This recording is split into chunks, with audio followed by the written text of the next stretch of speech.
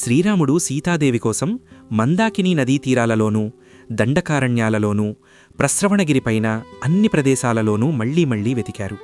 తరువాత శ్రీరాముడు తనవైపే పదే పదే చూస్తున్న జంతువులను చూసి సీత ఎక్కడా అని అడిగారు. కన్నీరు కారుస్తూ మసకబారిన చూపుతో తమవైపే చూస్తూ రాముడు అలా అడగగా ఆ జంతువులన్నీ వెంటనే లేచి దక్షిణ దిశకు తిరిగి ఆకాశం వైపు చూడసాగాయి.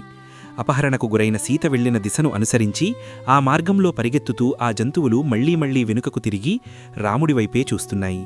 దానిని బట్టి అవి సీత వెళ్లిన మార్గాన్ని తమకు చూపుతున్నట్లు లక్ష్మణుడు గ్రహించాడు. అన్నా, సీత ఎక్కడా అని నువ్వు అడగగానే ఈ జంతువులన్నీ వెంటనే లేచి దక్షిణ దిశగా మార్గాన్ని సూచిస్తున్నాయి. కాబట్టి అన్నా, మనం రాక్షసులకు నిలయమైన నైరుతి దిశగా వెళదాము. ఆమెను కనుగొనే ఉపాయమేదైనా మనకు దొరకవచ్చు అని సూచించాడు. ఆ అన్నదమ్ములిద్దరూ ఒకరితో ఒకరు మాట్లాడుకుంటూ భూమిని పరిశీలిస్తూ దక్షిణ దిశగా వెళుతుండగా భూమిపై వరుసగా పడి ఉన్న పువ్వులను చూశారు. చిన్న ఆధారం దొరికినా దానిని గురించి పూర్తిగా పసిగట్టగలిగిన రాముడు భూమిపై పడి ఉన్న ఆ పూల సమూహాన్ని చూసి దుఃఖితుడై లక్ష్మణుడితో, సౌమిత్రి, నేలపై పడి ఉన్న ఈ పువ్వులను నేను స్పష్టంగా గుర్తిస్తున్నాను. ఇవి సీత తన జుట్టుపై ధరించినవే.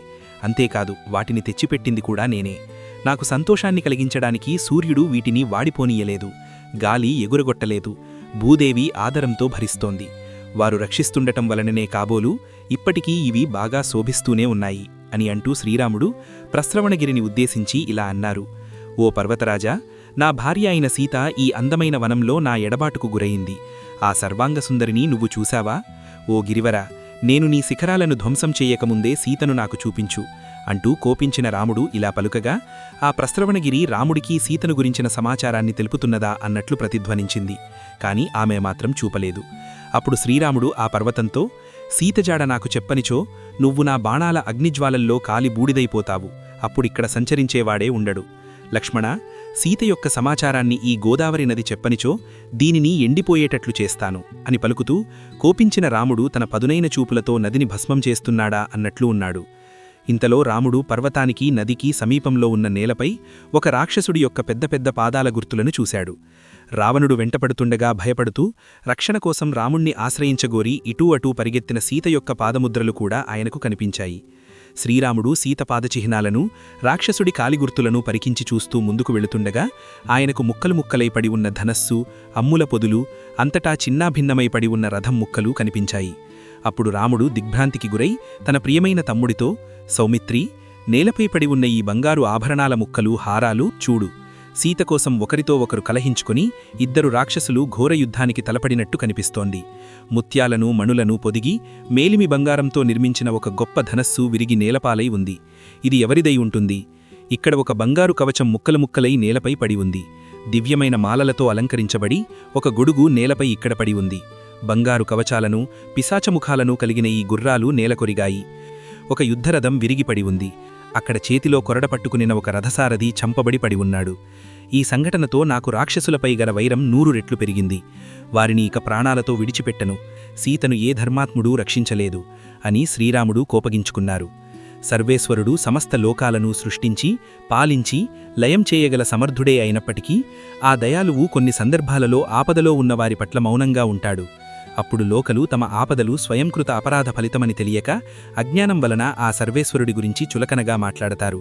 నేను లోకహితం కోసం పాటుపడేవాడిని, మృదుస్వభావం కలవాడిని, ఇంద్రియాలను జయించినవాడిని, జీవుల పట్ల దయచూపేవాడిని. గర్వితులైన ఇంద్రాది దేవతలు నా మృదుస్వభావాన్ని బలహీనతగా భావిస్తున్నారు. అందువలనే వారు సీతను రక్షించలేదు. లక్ష్మణ, కారుణ్యం వంటి గుణాలు నన్ను ఆశ్రయించి దోషాలుగా భావింపబడుతున్నాయి. కావున నన్ను అసమర్థుణ్ణిగా భావించి దుర్మార్గులు నా భార్యను అపహరించారు. ఈ క్షణంలోనే రాక్షసులను, వారికి తోడ్పడేవారిని సర్వనాశనం చేస్తాను. నేడే నా శౌర్యపరాక్రమాలను చూపెదను. ఇక నేను విజృంభించినచో యక్షులకు, గంధర్వులకు, పిశాచములకు, రాక్షసులకు ప్రశాంతతే కనబడదు. చూడు లక్ష్మణ, నా బ్రహ్మాస్త్రాది బాణాల సమూహం చేత ఆకాశమంతటినీ ఈ క్షణంలోనే కప్పివేసి ముల్లోకాలలో సంచరించే వారినందరినీ ఎక్కడా కాలుమోపలేని వారిగా చేస్తాను. అంతేకాదు, నా ప్రభావంతో సూర్యకాంతి వెలవెలబుడుతుంది. పర్వత శిఖరాలు నుగ్గునుగ్గవుతాయి. చెరువులన్నీ ఎండిపోతాయి. చెట్లు, తీగలు, పొదలు ముక్కలు ముక్కలవుతాయి. సముద్ర జలాలు ఇంకిపోతాయి. ఇంతెందుకు, ముల్లోకాలలో కూడా ప్రళయస్థితిని కలిగిస్తాను. దేవతలందరూ కలిసి సీతాదేవిని భద్రంగా నాకు ఇప్పుడే అప్పగించకపోతే ఒక్క క్షణంలో వారు నా పరాక్రమాన్ని రుచి చూడగలరు అంటూ శ్రీరాముడు కోపంతో కళ్ళు ఎర్రబడినవాడై ధనుస్సును గట్టిగా పిడికిలితో పట్టుకుని విషసర్పంలా భయంకరమై పదునుదేలి మెరుస్తున్న బాణాన్ని చేతపట్టారు. తరువాత శ్రీరాముడు బాణాన్ని ఎక్కుపెట్టి ప్రళయకాళాగ్నిలా లోకాలను నాశనం చెయ్యడానికి సిద్ధమయ్యాడు.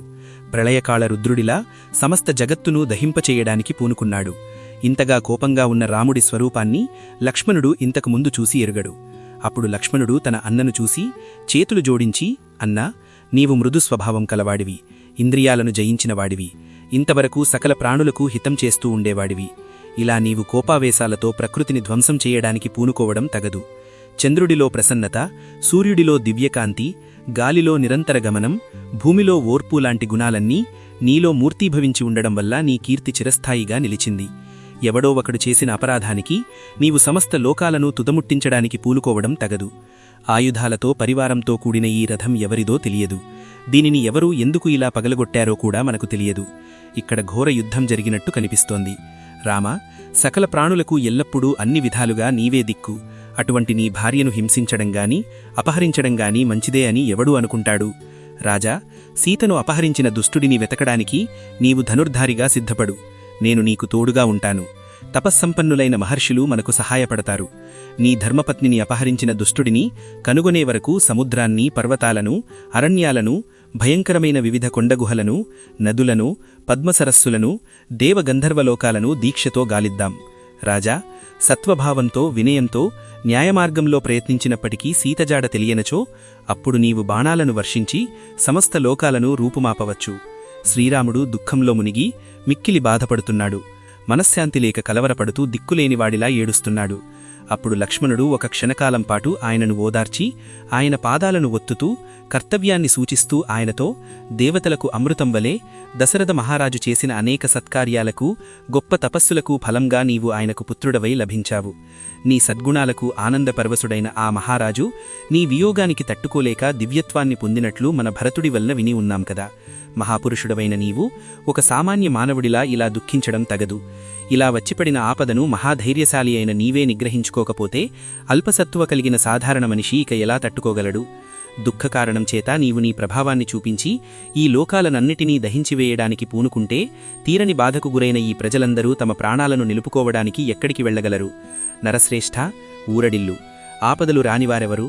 దుఃఖాలు వచ్చిపోవడం సహజం. అన్నయ్య, మన తండ్రిగారికి పురోహితుడైన వశిష్ఠ మహర్షి తన 100 మంది కొడుకులను విశ్వామిత్రుని శాపం కారణంగా ఒక్కే రోజులోనే కోల్పోయి దుఃఖాలకు గురయ్యాడు. పురుషోత్తమ, ప్రజ్ఞాశాలులైన మహానుభావులు శుభాశుభాలను బాగా ఎరుగుదురు. కాబట్టి నీవు సూక్ష్మబుద్ధితో వాస్తవాల గురించి ఆలోచించు. పూర్వజన్మల్లో చేసుకున్న కర్మల గుణదోషాలను తెలుసుకోవడం అసాధ్యం. కర్మల ఫలాలు అనుభవించిన తరువాతే అవి నశిస్తాయి. పురుష ప్రయత్నం లేకుండా ఇష్టఫలాలు లభించవు. రామా, ఇదివరకు నువ్వే కదా నాకు ఇలా ఎన్నో రకాలుగా బోధన చేశావు. అలాంటి నీకు ఉపదేశం చేయగలవారు ఎవరు? సాక్షాత్తు ఆ బృహస్పతికే అసాధ్యమే. బాగా ఆలోచించి నీ పరాక్రమాన్ని వృధా కానివ్వకు. శత్రువధకు పూనుకో.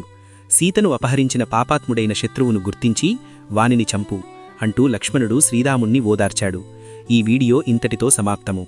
తరువాతి భాగంతో మళ్లీ కలుస్తాను. జై శ్రీరామ్.